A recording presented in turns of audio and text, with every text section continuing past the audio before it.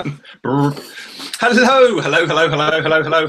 Good morning, good afternoon, good evening, good night, good times, whatever time it is, and wherever you're listening. Join with me as always, Mr. Chris Cute. How you doing? I'm Colonel Mustard. It's a mustardy colour. It's not green at all. I don't wait. Every week he says, "Look for the little green light," and it's yellow.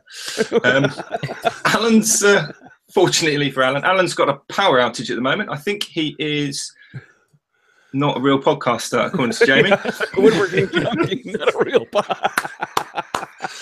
Oh, Alan, I think if you ever do listen to this, Alan, I think you're going to get some abuse tonight, matey. Joe's with us. You're right, Tom, yeah. Excellent. And he's live with the Maker's Mate. Still not sure if he's our mate, though, since he left us all to drown. It's Jamie Page. How you doing? Quick shout outs and thank yous for this week. We've got Rag Ty, Andrew McQuillan, Refuse, Reuse, Jake Thompson, Jim Dockrell, the Redsmith, Hornhill Media, and our good friend Chad over at Mancrafting. So big thanks to you guys for getting in touch, and also to everyone who hit the like button and whatnot on YouTube. That does really help us out. So cheers for that.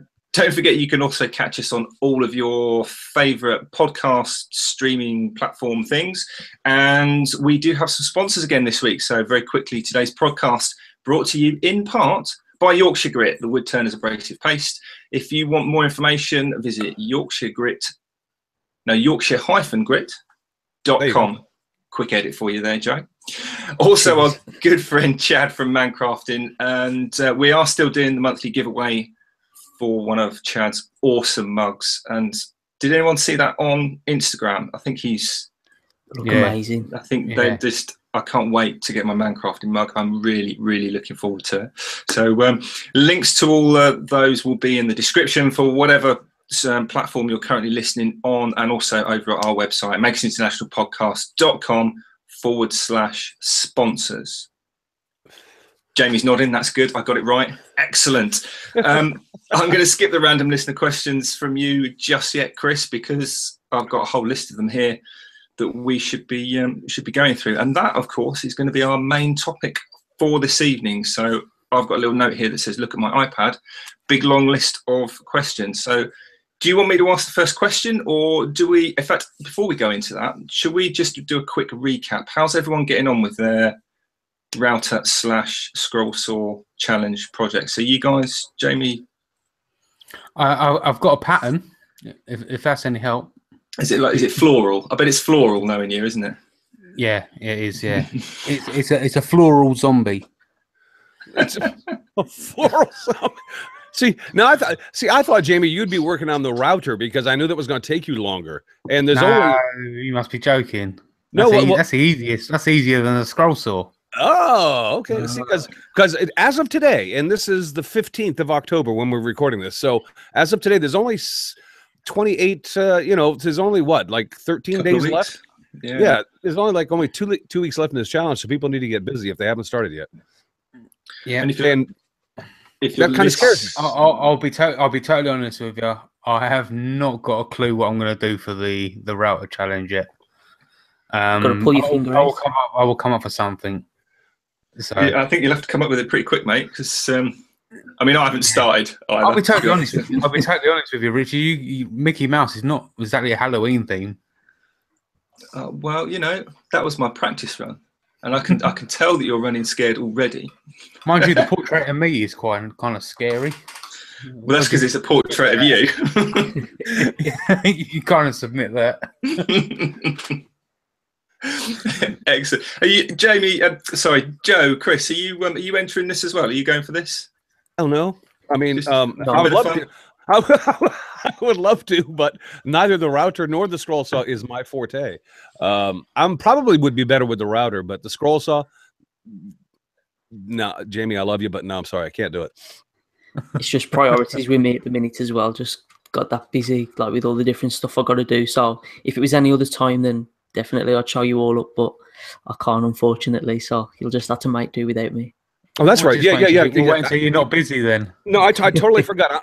That's my reason too. I'm totally busy. I can't do it. So I'm. Yeah. Thanks. Thanks, Joe. Them cutting boards, isn't it?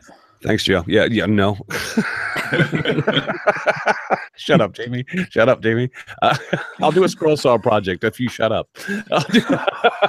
You heard it here first. The problem with that, Chris, is that I thought if I did a scroll saw project, I'd get him to shut up, and it's just made it even worse. No, that's my guarantee, because I know Jamie will never shut up, so I have no problems there. It's okay. Good stuff. What have we got, man? I mean, we've got a whole bunch of questions that people have sent us that we've, and I'm sorry for doing this, guys, because we can't address them all the time, but we have a bunch of them that have backed up that we wanted to talk about today. So let's devote the day to what we've been asked. So, Richard, what do you got? Well, do you want to go through this sort of, on my list, they're all numbered. And none of them have got names of people that submitted them. So if you are listening, well, that's Richard. Excuse me, that's my fault, because a lot of these questions are really kind of old. And before I thought to actually put people's names next to the questions, I just saved the questions. So, but the people who asked them will know, and the people that don't know will presumably get some value out of it as well. Hopefully, I doubt it, but we'll give it a go. Well, okay then. I suppose we better start then. I don't think these things. So the first question I've got on the list is from somebody. Thank you for putting the question in, whoever you were, and presumably you remember. Knowing that different projects call for different finishes, I'm wondering if out of all of them you have a favourite. If so, what is it? So what's your favourite finish? Mine is always just basic spray lacquer. I tend to use the Morel's brand, literally, because I haven't used a lot of different brands, but out of all of the ones that I have used, this seems to dry in like seconds, and I like the fact that it doesn't add too much thickness. I mean, I'm not like, I don't finish professionally or anything like that, so thickness, I mean, if you put a thick coat of, say, polyurethane, and the wood will start to feel plastic and even look plastic, this spray lacquer, it still feels and looks like wood while being able to build up many coats. So that's my go-to for everything, unless it's got to be really hard wearing. Then I'd go for a polyurethane. That's really, see, now I'm interested, Joe, because I've heard a lot of good things actually about Merrell's. Now, do you get it in an aerosol, or do you mix it up and spray it yourself? No, I buy it in the can. Okay. That's a catalyzed lacquer. That's why the drying time on it is so fast. It's really quick. Yeah. That's really. Where do you get it from, Joe? Because seriously, I'm genuinely interested. Sometimes I'll buy it on Amazon, and sometimes I'll get it from Wood Finishes Direct. But I believe you can buy in bulk from Morel's itself as well. So. Yeah, I mean, most of the. That's why I asked whether you spray. You buy it in the big, sort of like, basically like shipping barrels, aren't they? Some of them are massive. Because I know of quite a few guys who do spray, finish their own stuff, and they HVLP it and whatnot. So I'm genuinely interested in that, because I've bought the what's the company called? They come in either a green or an orange lid. They do a lot of wood turning finishes. Jamie. Green and orange. Green. Yeah, there's a spray can, and the lids are either green or orange, depending on whether it's the water-based or chestnut. Chestnut. That's the one. Yes, and certainly the acrylic fit. I've never had much good results from that stuff, to be honest, and tends to go runs out really quick. So that was. But you guys were all talking about aerosol cans finishes, right? Yeah. Yeah. Okay. All right.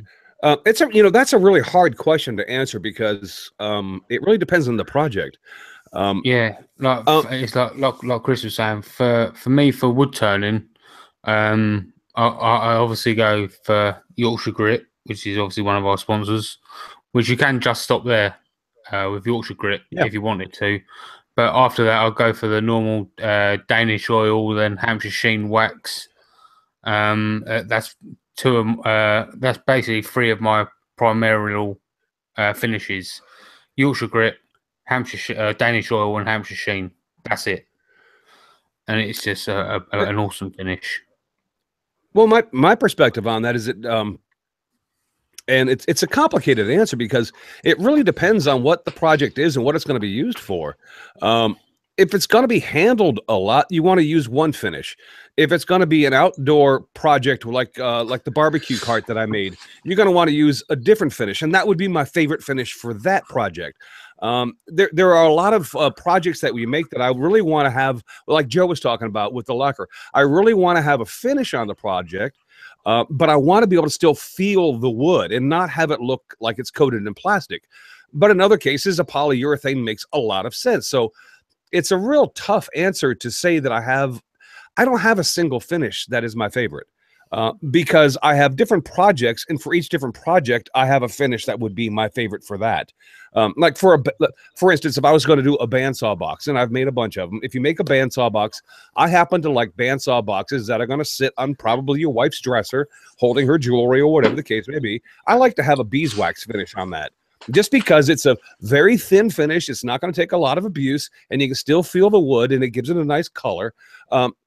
But if I'm going to do something from outdoors, then I'm probably going to be looking at a marine varnish, which is going to have a totally different meaning. So it's really tough. I think that you'd have to specify, hey guys, I'm making this. What would be your favorite finish for this? And then I could probably give you an answer for me anyway. See, that's the way I look at it. I totally 100% agree with you there, Chris. I mean, you're absolutely right. There's no point putting, I don't know, like an epoxy on a bandsaw box, a cutting board, or a cutting board. Yeah, exactly. Yeah. But likewise, there's not really much point in putting beeswax on a garden bench. So it completely. But I think knowing that, there's still a favourite for me. I think I really like using oil finishes, just because they're easy. They're quick to apply, and then you can, just dump it and let it do its thing until it's dry and ready for the next stage. But I also quite like shellac as a finish as well, because you can. Shellac is probably, if I had to say one, Richard, I would agree with you, because shellac is probably my favorite overall, but you can't use it on everything. Exactly, but I don't. I still think that could be a favorite overall. Whether it's not suitable for another, you just use something that's you're not quite as right. No, I'm with you. Happy to use, as it were. So yeah, I think either an oil or shellac for me. And I like to brush shellac or mop it, as I think the correct term is, with a squirrel hair mop. And if you're going to get really old school on it. But, and if you're gonna rub it out, then you start your French polishing methods, and with the rubber. Yeah, exactly. But then it very quickly fades from being your favorite, because oh boy, does it in a heartbeat.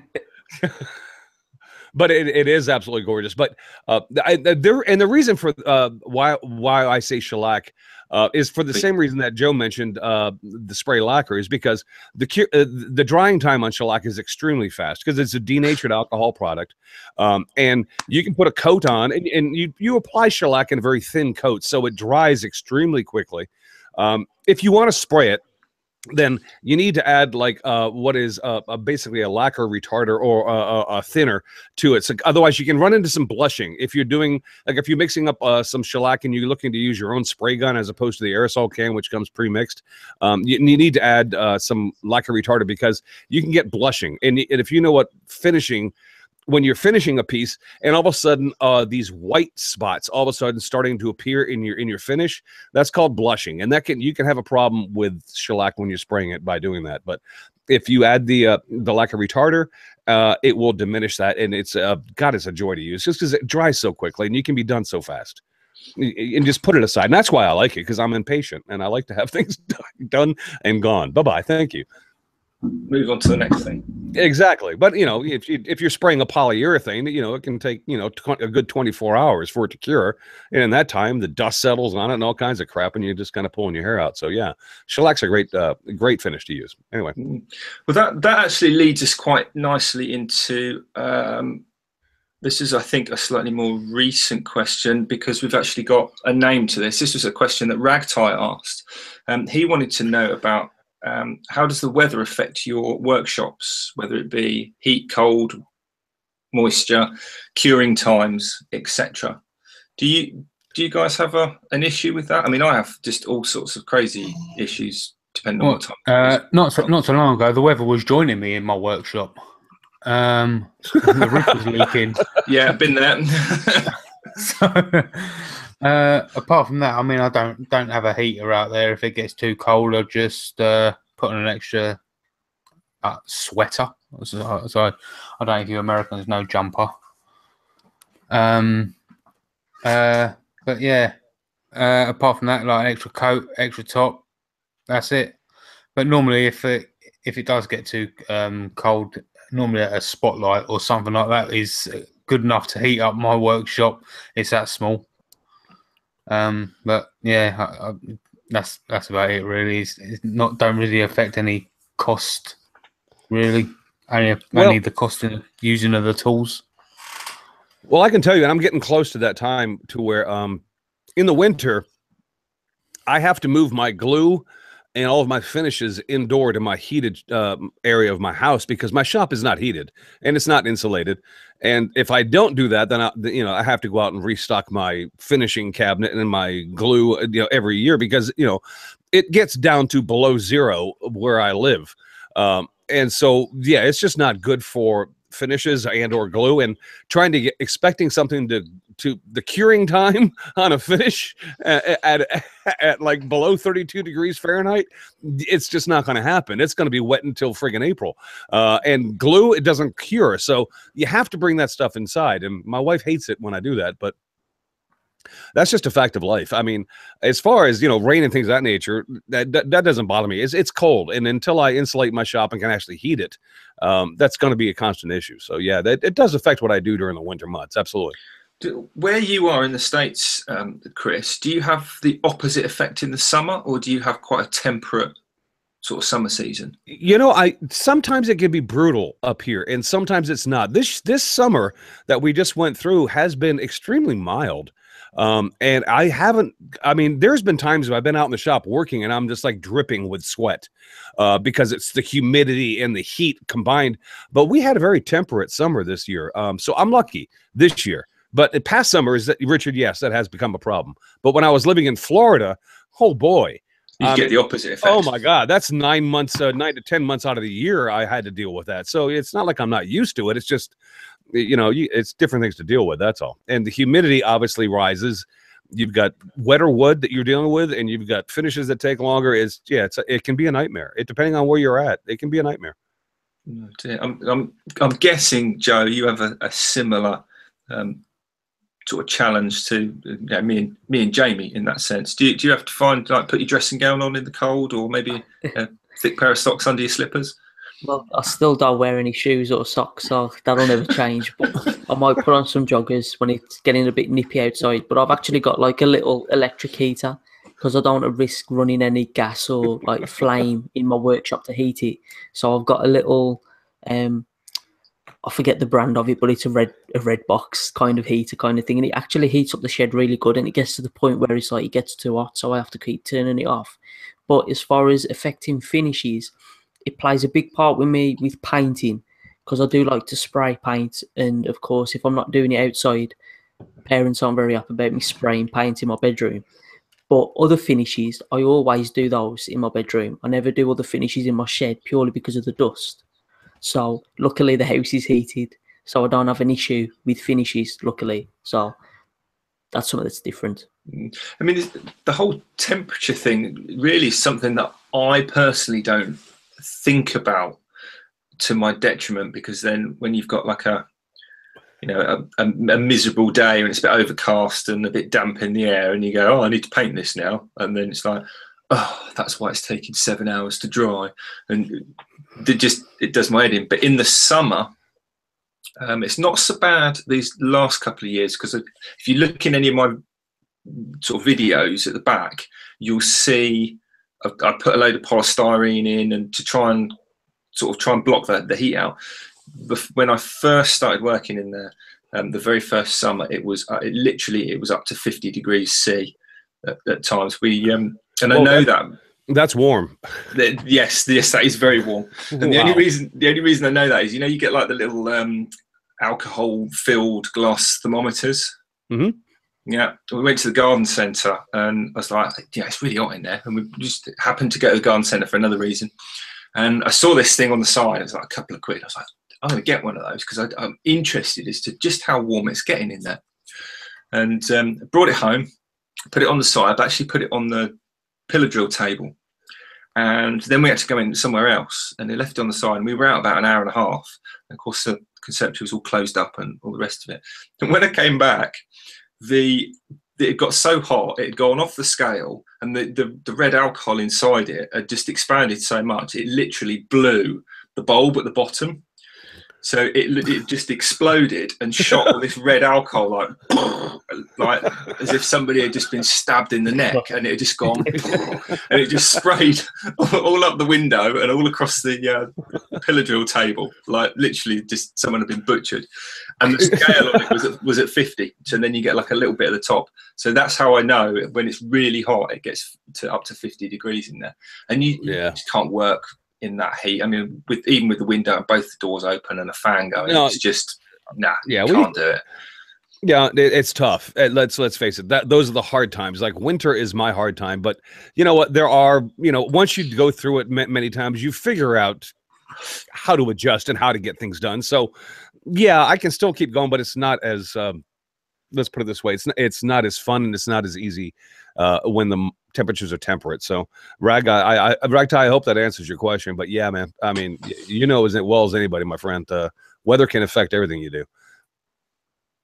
Should be something we never really think about until you get to an extreme. And I mean, I can remember originally thinking, why is it a big problem for people? But of course, in the US, you're such a huge piece of land. You've got all different weather types, from desert to Arctic, almost Alaska, Nevada. It's crazy.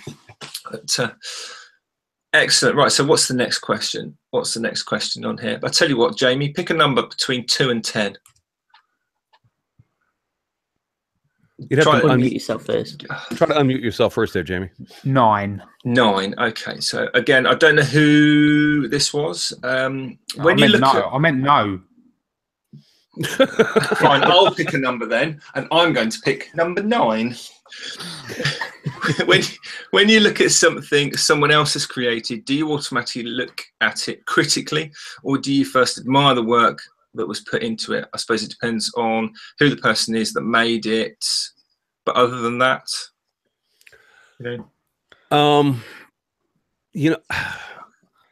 I do tend to have a critical eye. I'm almost ashamed to say that, but when I see something that someone has put on display for others to go wow over, the first thing I do is I look at it critically. But if I just come across a piece that is sitting there nonchalantly, I look at the work. Does that make sense? I mean, if somebody's put this in a shop window to say this is the best thing ever, then the first thing I do is I look at it with a critical eye. But if it's a piece in somebody's home that nobody's talking about, I will walk by it and look at the craftsmanship first, and then I will look to see how it was made. I don't know if that makes sense. No, that makes perfect sense, because it's like when you go to a craft fair or something like that, and you see something that somebody's made for sale. You look at it, and the first thing I do is I'll pick it up and look at it, and if it's a bowl, I'll turn the bowl over and look at how it's been finished on the bottom. And I guess Jamie can relate to that. Probably does exactly the same thing. But at the same time, you can.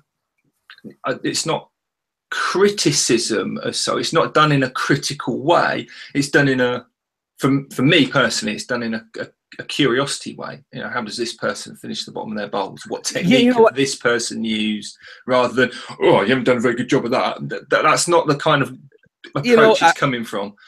I think the best way to phrase that would be it's more of a quality check than it is I want to put down somebody, because I'm not looking to put down anybody, but if somebody puts something up on display for me to go wow over, then I want to check the quality of it. And if the quality is good, then I'll go wow. If it's not, then I'll go, I'm not going to say wow. Sorry, you didn't win me that time. Because the other thing to think of, we say this, I hear it a lot in the maker world. We're our own biggest critics. Yes, we and are. I think that's probably true. So if that person is putting something out there to sell, then they've probably already done that. And if they think it's all right, then it's probably you know that's actually a good thing too, because that's a self-check that the community has within itself. So that's not necessarily a bad thing. I wouldn't look at it that way as being negative. I think it just you've got a lot of people looking at eyes that are experienced and know what they're looking at it, and they can tell you if it's quality or if it's not. But I love to go into like antique stores. I absolutely adore little boutique antique stores. I will go in and I'd be honest with you, I've never bought a darn thing when I've gone in there because it's way overpriced. But I love looking at what they have in there that they're calling antiques that they're selling at this high-end value. And I always walk in there and I look at them, and I always look at them and I admire the craftsmanship first that went into making it. And I go, that is a cool piece. But then I go, secondarily, almost within a split second, I'll go, how was it made? And I'm curious as to how it was made. And so I look into it from there on. But so I don't know about Joe or Jamie, but when I first look at something, it really depends on the setting you're putting in front of me as to whether I look at it critically automatically or if whether I look at it and admire the workmanship. It depends on the setting that the piece is in. The way that I actually go about whenever I see something, it doesn't have to necessarily be something that hands have made. I've got a really interesting product design as a whole, because no matter what you look at, somebody has had to design it. From the simplest thing to the most complicated engineering project, it's been designed by somebody. So there has to be a reason behind why it was designed in that way.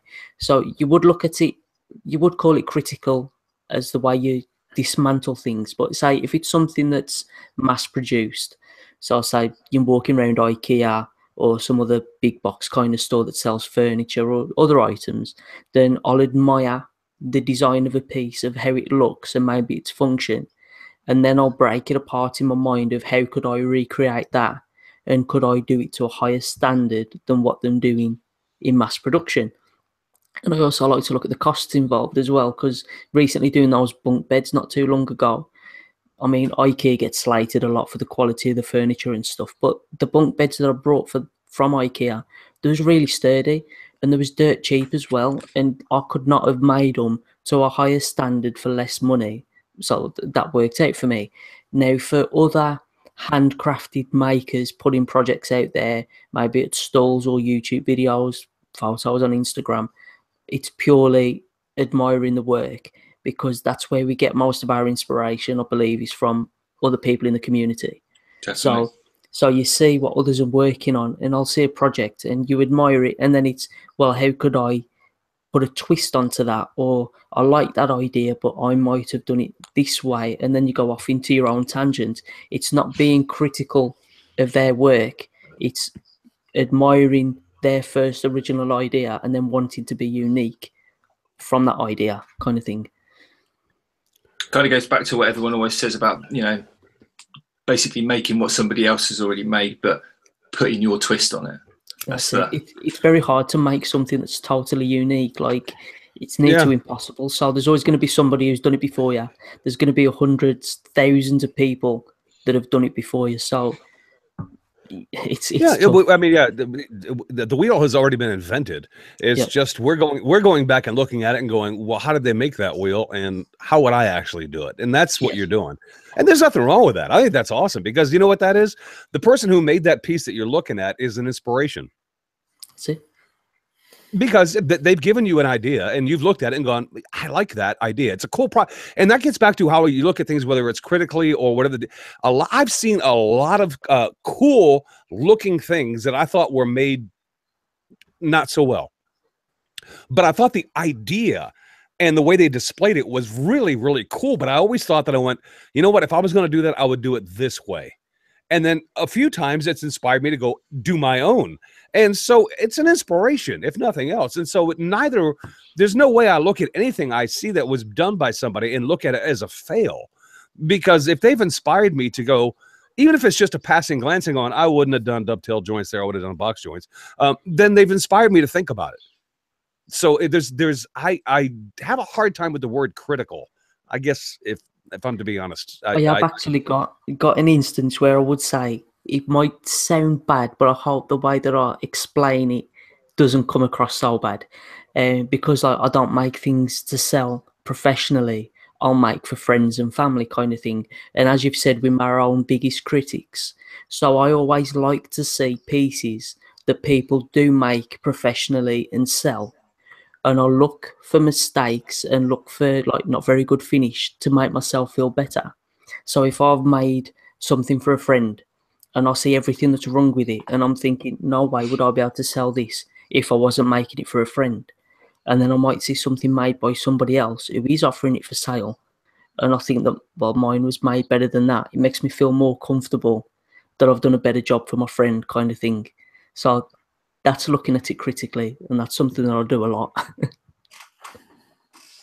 Well, what about you, Jenny? Because I've got a very critical story. What have you? I don't know really. I don't think I ever really. Obviously, I joke around a lot that I'm better than everybody else. But I generally don't scroll through people's feeds on Facebook or go in shops. And if I see something I like, I'll stand there and some pieces I could stand there for ages just looking at it and just admiring it. I mean, my girlfriend's grandparents have got this. It's like a mitered bowl on their in their living room, and every time I go there, it's like hand carved, like all the way around the corners. It's like a basket bowl kind of thing, and it is just incredibly detailed carvings. And every time I go there, I stand there and I just can't stop looking at it. And it's just incredible. Just the craftsmanship on it is just beautiful work. Mm-hmm. And I just don't know what it is. Every time I go there, it's kind of like that's the thing I go to. And it's like I'm meditating or something when I'm looking at it. But is that how you look at mean? everything? But Jamie, is that how? I guess the question was, I mean, is that how you look at everything when you come across? I don't know. You could go to a car boot sale and find a piece of something that's made out of wood. How do you look at it? Do you look at it the same way you look at that bowl, or how do you immediately see that piece? It's kind of weird when I go to boot sales and I see like wooden bowls, for example.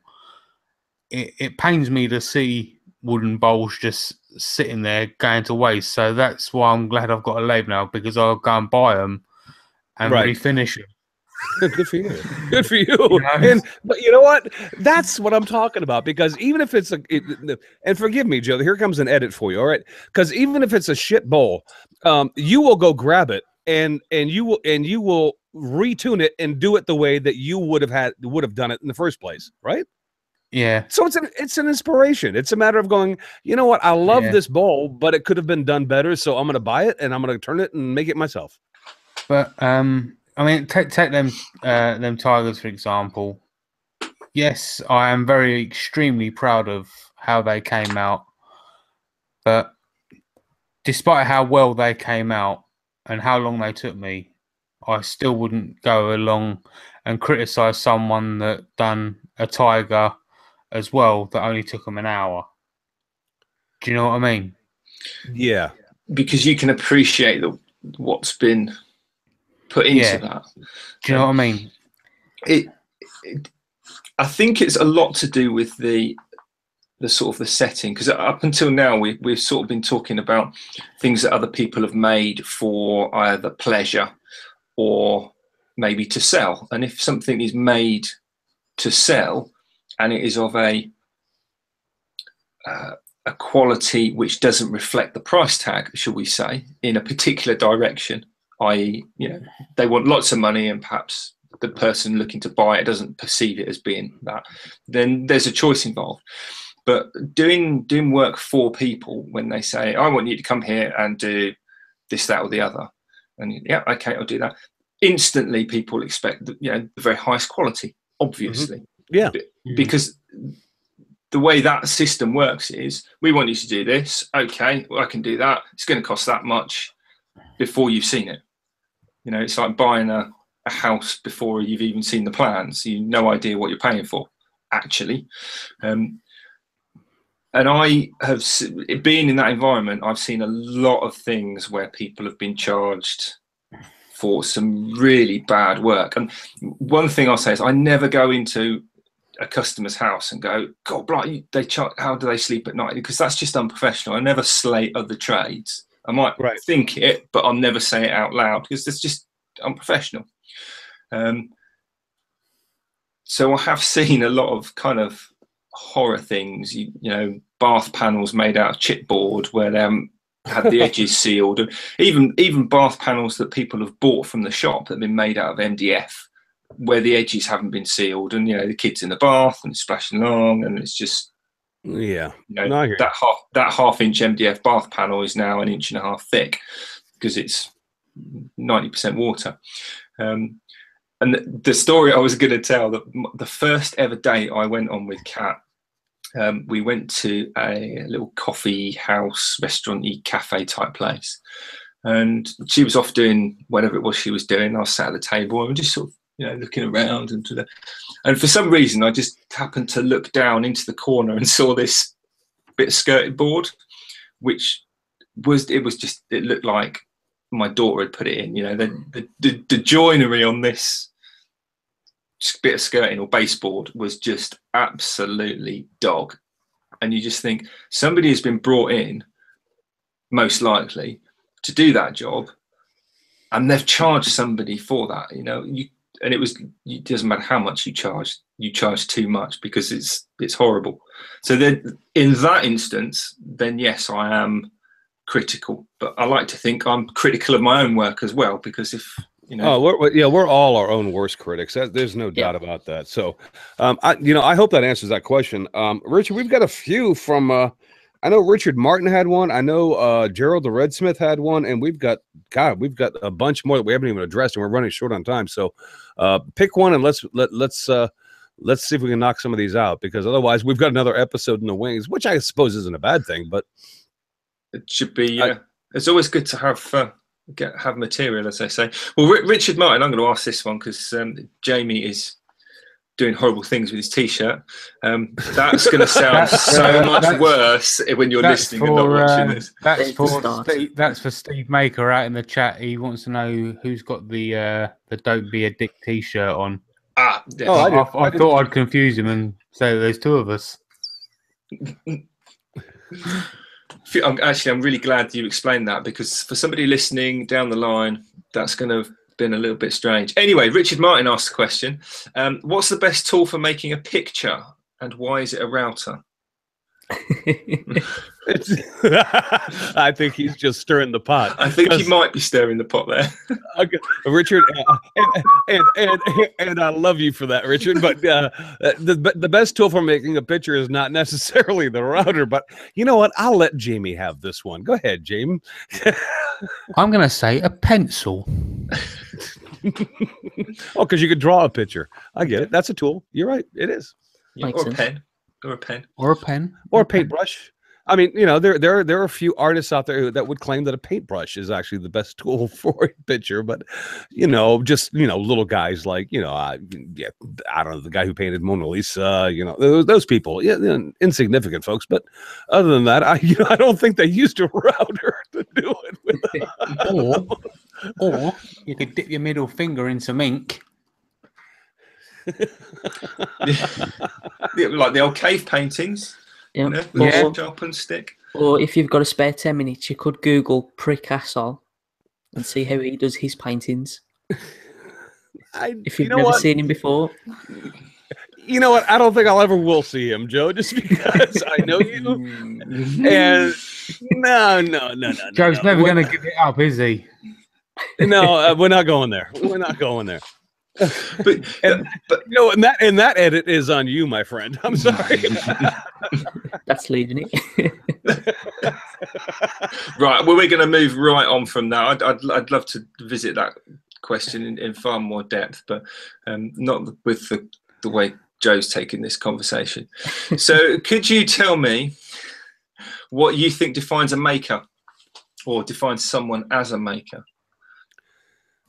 Anybody who creates something out of a material and transforms it into an idea that didn't exist before you touch that piece of whatever it is a maker. And I don't care if that's food, I don't care if that's a piece of paper, cardboard. I don't care what it is. If you take something that is in one form and transform it into another form, you've just made something. Even if it's That's my basket definition. winger from the Congo. Yep, because you've taken reed from a plant and turned it into a bowl. You are a maker. That's my definition. And if somebody wants to argue with me, that's fine. But we're going to have to agree to disagree, because that's my definition, and it's not changing. I think it can be clearer in the fact of it's literally just creating something that didn't exist beforehand. Exactly. Adding in taking one material into another could be kind of awkward, because, like you say, such as a photographer taking a digital photo, was there ever material involved to view the photo? You're using the light, so you created an image that didn't exist before. Okay, Yeah, so we've just gone into philosophy there, haven't we? I think it's well, I mean, and Jim Dockrell just made a comment in the chat that yes, Jim, even that is to probably the basic minimum making something, because when you ingest food and you turn it into something else and then expel it, you have indeed made something. But that would probably be about as basic as you could go as far as this definition goes. So anywhere up from what Jim just mentioned is the definition that I would hold. So, Jim, you're an ass. I mean, that's funny, but anyone else got anything they want to add to that? Yeah, peanuts. No, we're not gonna do it. Glitter. Oh dear. Okay. Well, Red Smith's asking. He said his little kid wants to be a fireman, but he also wants to know, when you were young, what did you want to be? So, Chris, what did you want to be when you were a kid? Oh, don't start. You really want to start with me? Yeah, why not? I mean, it's barely worth asking Joe or Jamie, because they'll give you the. And I don't know. And maybe it's my age, but I don't remember where I got this notion from when I was a child. But I remember very young having it. I wanted to be an actor, and I'm talking from age 4 or 5 years old. I wanted to be an actor, and I actually became an actor, and worked as an actor. And realized that was a childhood dream. I probably should have left at the freaking curbside, because eating and paying a mortgage and trying to be an actor. Yeah, no, it didn't happen. But I actually did achieve my dream. That was what I wanted to be. I wanted to be an actor. I wanted to be an actor on stage, not film. I was never into being in movies. I wanted to be a stage actor, and I became that. So that happened. So it wasn't like a kid who wanted to be a fireman and ended up being an accountant. I actually became what I wanted to be. That's interesting. I know that happens very often, does it? Well, it's really weird, but it was I don't know how to explain that. It was a burning desire I had as a child, and it never left me until I did it. And now you're on a podcast with me. Yeah, and I'm acting like I like you. You still got the acting talent. How's it coming across? Well, the years of stage acting obviously wasn't wasted. What about you, Joe? Did you? With me, it was like it had changed every week, but I think I was kind of typical. When I was younger, I was always playing football, so I wanted to be a professional footballer. And then it was more like I wanted to be a businessman. And I'm talking about, obviously, toddler age, when you'd see, you'd be in Birmingham or something, and you'd see suited and booted, briefcase, power lunch on the phone, walking around thinking, he's got all the money, whatever he's doing, I want to be doing that. I want to live like that kind of thing. And then you get older and you realise, well, no, that isn't a very enjoyable way of life, stuck in an office, 24/7 kind of thing. So when you found out he was actually a salesman for Everest or double glazing firm or something. Yeah, that's it. Swiss Tony.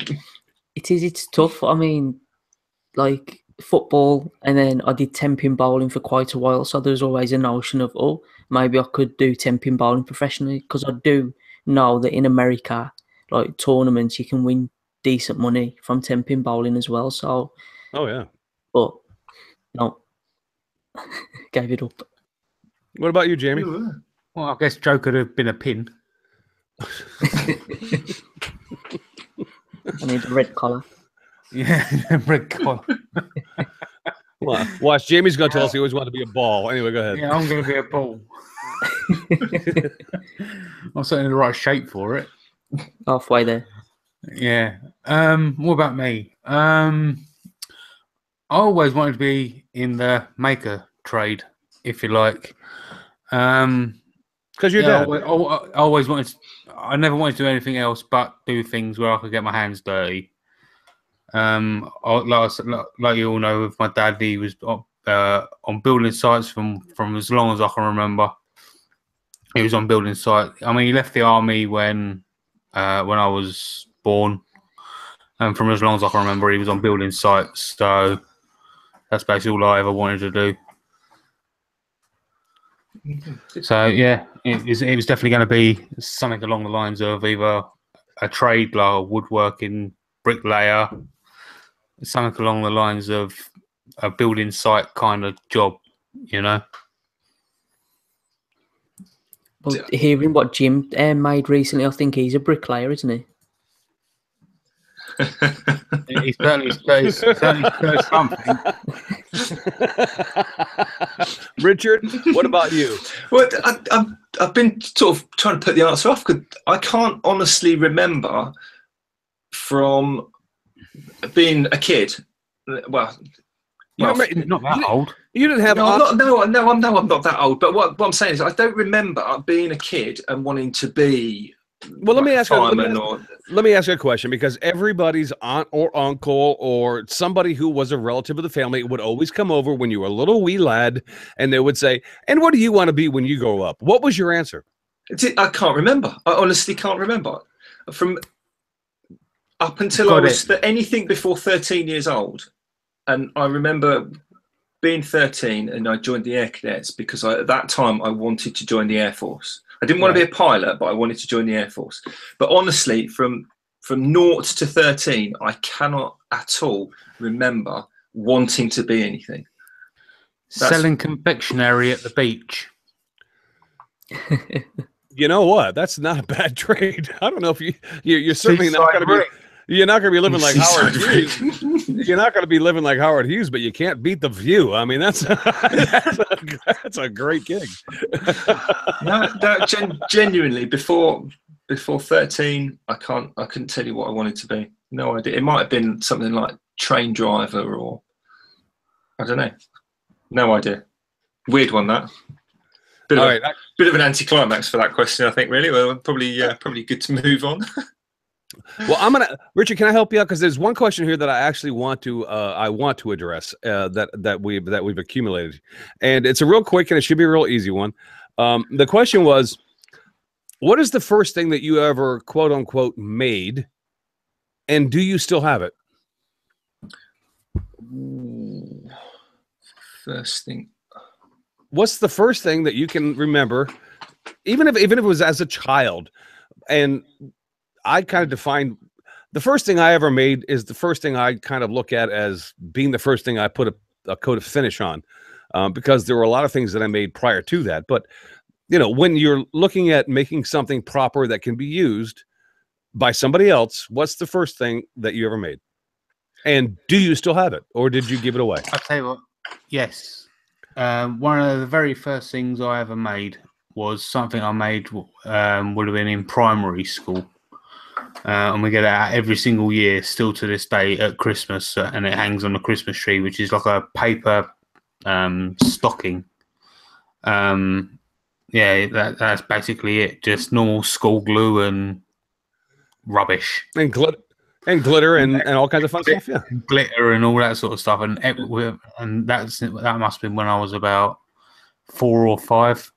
So it's lasted 30 odd years, and every year it still gets bought out. Jody, go ahead. I'm sorry. Go ahead, Rich. I'm sorry. I was just going to say, so nobody can criticize Jamie for the quality of his builds. Yeah, and nobody can call him a newbie either if he's done it from that long ago. Yeah. Which is even funny because that piece upstairs in the loft is actually older than Joe. God, that's a scary thought. Well, and in better condition. Yeah, definitely. Paper is durable. Who knew? Joe, what about you? Well, same as Jamie. Like, I think going back probably at school, we made like a star for the Christmas tree using lolly sticks, gluing them together into a star shape. But the definition that you put on it, like an actual functional piece, it would have been my computer desk that I made. Just made it out of MDF. I even covered it with, like, thinking about it, must have looked horrible. Faux leather, and I stapled it all round so it looked like an executive desk kind of thing. But I haven't got it. I ended up chopping it up to make an entertainment centre. So, like, I reused the MDF to make something else, and that was chopped up years ago and skipped. So no, I don't have it. Richard? See, I don't have it, but the first thing I can remember actually making that wasn't like a macaroni and lentil glue thing that was a card or something from school would have been a similar sort of age. It was definitely an infant school. So how old are you when you get to school? 4. So I'd have been 4, 5 or 6, something like that. And it was like a coaster placemat doily thing, about 8 inches square. And you know that stuff that the cross stitchers use for sewing? It's like Hessian, really open weave. Yeah. That stuff. I mean, it's got a proper name. It was like that. It was like, you know, like Hessian sack stuff.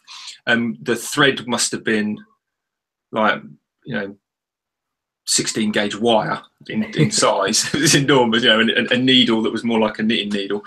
And we did all these like running stitches and little cross stitches and things like that.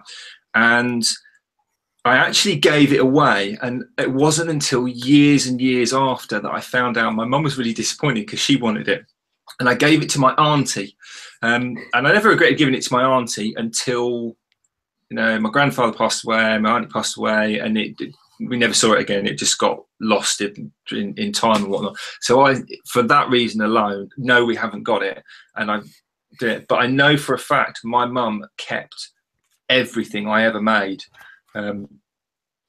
From one of them was a doorstop, and I think I must have been about 9 when I made this doorstop, because it wasn't like wouldn't keep a door open. It was just a random shape with a pointy end.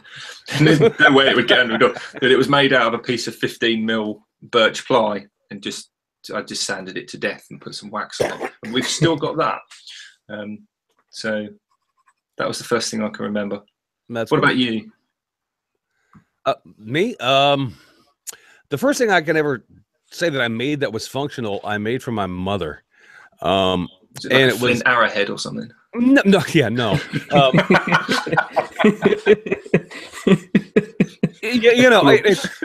and most likely when I did this, because I was a little kid when I did this, it just happened to be coincidental that it corresponded with either her birthday or something. I don't remember what it was, but I was out in my father's shop, and I managed to cut some miters on a piece of wood. It was my first time ever doing it, and I managed to create like triangles, like, you know, that were standing on end like this, and I glued them together and went, oh, I've got triangles. And I went, oh, you know what? And my dad had some sheet metal laying around, some little strips of sheet metal, and I glued and screwed the sheet metal to the bottom of them, and I stained the wood. My dad showed me how to stain the wood. Then I finished the wood. My dad helped me put the finish on the wood, and I gave them to my mother, and I said, Mom, I made you some bookends, because I made 2 of them, and they were like little triangles that would go underneath books, you know, and had the sheet metal sticking out front. So, and yeah, they were absolutely horrible, but you know, it was and no, I don't still have them. My dad probably looked at them and said, that's just not going to be in my house, and probably burned them in the fireplace. So I have no idea where they are, but yeah, that's the first thing I ever made was for my mother. It was a pair of bookends, yeah, that looked like triangles. So I thought maybe she could put little dolls in little space or something. And you know, I was a kid. I mean, what do you want? Just really interesting. Just to put a twist on this, it's not going to be applicable to, well, presumably not to Joe and Jamie. But do you have the first thing that your kid made that you can remember? Yes, I do. I mean, because it wasn't until you said about when you were a kid and giving it to your mum and all the rest. I've got stuff all over the place, little jam jars with paint on them and tea lights glued in the bottom and the old macaroni cards, just all over the place. Mm-hmm. Well, my son wanted, my wife had a cold, And he goes, Daddy, what can we do for mommy? I said, well, mommy just needs some Kleenex. He goes, can we make a box to put the Kleenex in? I went, yes, we can. And I honestly, hands off, let my son build a little Kleenex box that you can put the Kleenex in that has a little thing on the top and that you can pull the Kleenex out of. And he gave that to his mother. So yes, I do still have that. And yes, she still uses it. So, I'm sure there's going to be people listening that will see both sides of that. That's just insane. I mean, I showed him, I told him how to do it, but I made him do the whole thing. I made him make the whole thing. And yes, we still have that. And my wife loves it because it's the first thing he ever made. And he made it for her because she was sick. You know, That's I mean, cool. I mean, come on. How many ahs can you get out of that? I mean, you know, it's like endless ahs. It's like, oh, what a sweet kid. Yeah. No, he's a dick and he's costing me a lot of money. I wish he'd graduate from college. Anyway, go ahead. Let's give him a big arse then. We've only actually managed to get through half of these questions, and I don't think we're going to top Chris's kids' R's. And what? I'm not repeating it, Jamie, because you can twist it enough as it is. Joe's got it on edit. So let's wrap this up then, guys. That's what I was going to say. Let's wrap this up this time. I'll keep hold of these questions, and I think we're going to have to put these in for another day. So, what is everyone working on at the moment? I'll go first, and I'll go Oscar on then. I'm going to be starting the scroll saw thing probably within the next couple of days for the podcast Halloween scroll saw router challenge. Because obviously Richard and I have got to do both. We've actually had a few entries into that, and they've been incredible, to be honest. Well, the scroll saw ones have anyway. Not that you're bitter. No, he's not biased. I did have a fail during the week, but let's not go there. I don't want to be reminded of it. But what am I watching? I am watching OJ Stevens from OJ's Woodworking Craft. Now he made he turned a 3-piece Halloween decoration set, a kind of bit like a Russian dolls, you know, the bits that go inside of each other. Yeah, but not. Now it was like a pumpkin inside of a pumpkin, but it gets better than that. Inside of that was a cat. So yeah, it was a pumpkin on top of a pumpkin inside, and there's a cat on top of that. Awesome. So yeah, it was brilliant. And what's even shocking to me is he's got less than 200 subscribers on YouTube, and he really deserves more than that, because some of the stuff that guy does is incredible, and he's so supportive of the community as well. So yeah, when we post the links, go and subscribe to OJ. Awesome. That's I'm quite interested. I mean, genuinely interested in how those Russian dolls are made, actually. So that would be that'd be a good watch. That. What about you, Chris? Are you busy at the minute, or? Yeah, I'm busy. I'm making toys, and I'm hopefully going to be making a lot of them. Well, a lot for one person anyway. Let's put it that way. But who I'm watching is Ryan Bitters from Waylight Creations. I'm sure if you guys aren't familiar, I'm sure you are, but if you aren't, yeah. Ryan Bitters, I know what you're going to say here. Waylight Creations. Yeah. He's doing a show called The Maker Report, and it's he hosts the show. And it's just a quick recap of everything that he's doing that entails pretty much everything that's going on in the maker community. It's just a quick recap of everything that's going on. So, and he released the first episode on Saturday, last Saturday. So if you want to stay up on things, find out what's going on in the maker community, events, what people are doing, blah, blah, blah. He doesn't, it's a no frills kind of thing. He just kind of puts it out there and says, here's what's going on. It's a quick way for you, especially busy people who don't have a lot of time to spend on social media. If you have a moment to watch this video, and it's normally, I'm going to assume Ryan's going to keep it, between, 8 to 5 minutes long. You can just get a quick recap and know what's going on. So I thought it was a great idea, and I wanted to give Ryan a shout out for that, and wish him luck for that show. So check out Ryan Bitter's Waylight Creations. The name of the show is The Maker Report. So give him a look. I rely really heavily on things of that nature, because I like you say, I don't have time to spend loads, and I miss things, and then you don't hear about them until months afterwards. So stuff like that is always good for people like me. Yeah, who have absolutely. huge watch later lists. A great idea. And so, Ryan, thumbs up, buddy. Good job. Joe, are you doing another charity build at the moment, or? Yeah, I've got another charity build on the go. I've got to get some more walnut though. So this week coming, I'll be actually hopefully getting the board that I need to get that done. I don't mind saying what it is. It's going to be a riverbed coffee table. It's been done a lot on YouTube, but hopefully just putting a bit of a twist on it. I want it to carry on with the theme of the walnut and plywood. So hopefully what I come up with turns out okay. But other than that, I've been playing around with lights, as people watching on YouTube might see.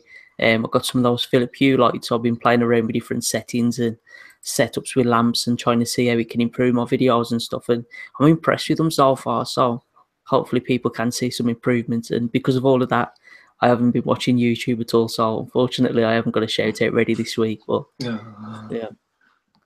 In other words, Joe's just freaking stuck up and doesn't want to give anybody any love. That's all there is to it. Dear, oh dear. In actual fact, it was Chris that stole Joe's shout out. No, it was not. Shut up. I didn't. Jamie is the instigator of this group. And no, it was not. Shut up. One day we're going to have to make our chats into an episode, I think. You know what? Yeah, it's going to be an R-rated show, so if you guys are offended by that, then... If we're doing that, then there's no edit. Yeah, you might not want to watch that show because... Parental advisory. Yeah, definitely. Not only suggested, but required. Exactly. But I've been fairly busy this last week, actually. Anyone might have noticed I put a couple of videos out. I have. And you haven't watched them, obviously, but no, I have. You commented on one, actually, didn't you? Unlike you, I actually watch my fellow podcasters' videos, Richard. But So yeah, I did the one. I think it was about a week ago, or a week and a bit ago now, with the dovetail jig and how they work, because I know a lot of people struggle with those, setting them up, and I think their expectations are a bit high straight out of the box. Did that one, and it'll also do box joints as well. So I did a follow-on video for that with box joints, and everyone knows about how great the router is, Jamie, and all the rest of it. So he's yawning in the background. There we go. Joe, we need to do a challenge with glue, just because it would be simple and we wouldn't have to put up with this. Anyway, go ahead. Yeah. Isn't someone doing a challenge where it's just wood only? Richard. Seriously, no, seriously. No, I don't know. Focus. Let's wrap this up. Come on. I'm sure there was. You Brits have a short attention span. Jesus. Let's move on. I have to. My brain has to be like that because I forget what I was doing. Otherwise, things get forgotten about. So I've been busy doing my own videos and whatnot.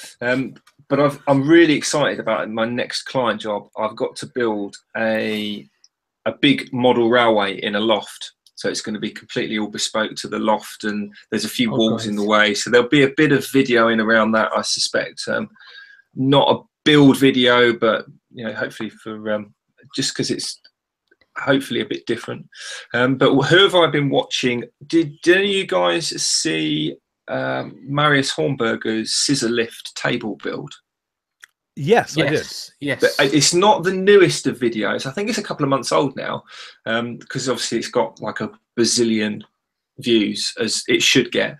But I loved it because of the engineering aspect and the build quality aspect. And actually, it was something that I sort of looked at and thought, oh, that's not going to be much interest or use for me. And then I watched it, and actually, it is. So another good example of pulling something out of the bag that was not necessarily relevant. Really good fun. If you haven't watched that one, definitely worth a watch.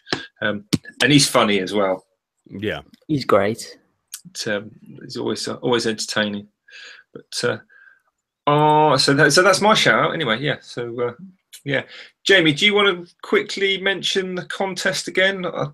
I think I mentioned it at the start, yeah, but where can people go to enter?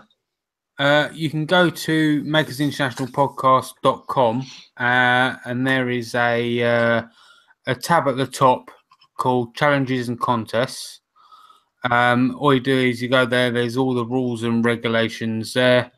You basically submit a picture of either you doing the finished picture, of you with your scroll saw picture or your router picture, and you email it to challenge@makersinternationalpodcast.com. And the challenge ends on October the 28th. And we will reveal the winners on the episode of October the 29th. So yeah, that's basically it. And you have a chance of winning a podcast polo shirt and a podcast Minecrafting mug. Awesome. So there's 13 days left. So get busy, people. Let's do this. You need to get your skates on. I need to get mine on, definitely, because I haven't even started yet.